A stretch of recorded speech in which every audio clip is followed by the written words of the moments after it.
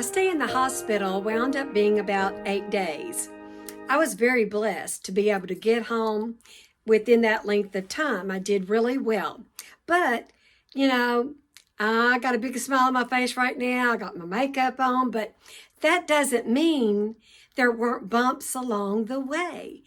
In the hospital, there were a few bumps. I developed an infection in my neck and they had to reopen it, and that was pretty exciting. And then I got to experience a wound vac as they put it up here to help take care of that wound. Well, actually, let me just clarify that I had many replacements of a wound vac while in the hospital, and then more when I got home. It just was kind of a mess.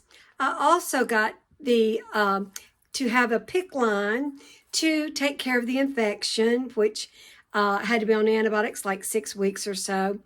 So, I mean, with everything in life, there are bumps along the way, and we just decide how we're going to handle that. Well, when I was in the hospital, it was almost like the Lord helped me to think about it as being on a mission.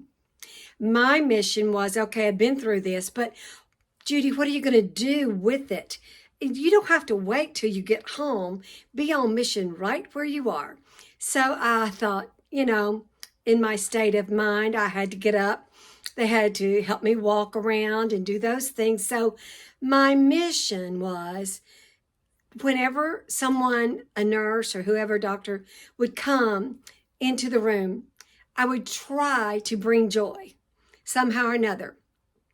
And to me, if we can get our focus changed from it's all about me to what can I do, it helps us to refocus that, okay, yeah, we're going through a difficult time, but we can refocus and see there's a purpose yet in our lives. We may not know all the details of it, but there's purpose for it. So anyway, did that. So as I said, I got to go home with lots of different things, the wound vac, the PICC line. Oh, and yeah, and I wasn't able to eat for about 3 weeks, so I had a feeding tube. And anyway, I can't think of what else I had. But anyway, I got home, and I wanted to tell you about a really special bonus blessing. Well, I had a home health care nurse to come. And y'all, she is and was fabulous. She was God's gift to me to walk me through that scary journey that I didn't know what was going to happen next. She helped me on a daily basis for a few days or a week or so. Then she, spread out, so she was there. She one day said to me, Judy, it's okay. You don't have to be strong. You don't have to hold it all together. It's okay. You can let it go. And I told her, which was honest, truly, I said, look, Red, I've had all those days prior to the surgery that I poured my heart out to the Lord. I just gave him all of it. And I am yielded to whatever he's got in this purpose. And I was reminded of a scripture he had given me about, it's in Hebrews, that he has a plan for my life to not harm me, but for good. And that, it's going to be okay, Judy. So those things are those stabilizing factors in my faith, my family. I had a church family that was supportive and had read. And of course, my husband was my 24/7 nurse, and he was a precious gift, of course. So how does a girl learn to eat in this? Well, after about 3 weeks, my stomach and the surgery had healed up enough that I could start having small little sips and bites and stuff. So I was blessed. I didn't have to have any additional surgeries or things like that, small portions of food. And so I have told people since then that, some of the lessons, what are the lessons you learn when you're going through times like this? Well, one of the lessons that I can't say I've learned it all, but one of the lessons I keep trying to learn and on a daily basis is to savor.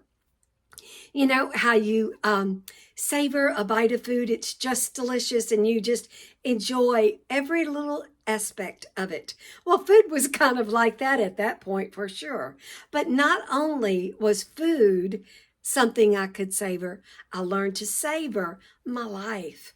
I'd been given this extra time that the Lord has blessed me with.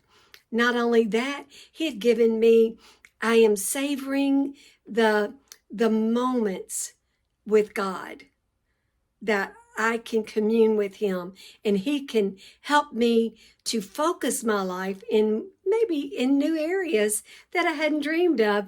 And I'll tell you about that another time. But those are the things that help a person push through when you've had a serious diagnosis, I think. Your faith, your family, your support system, whatever that looks like for you. Those are all very important for you to lean on during those days. So next time, we're going to talk about, after I got home, got healed up, then, I had the opportunity and to have chemo. So we'll talk about some of that, and I'll let you know how that was. Love ya. Bye-bye.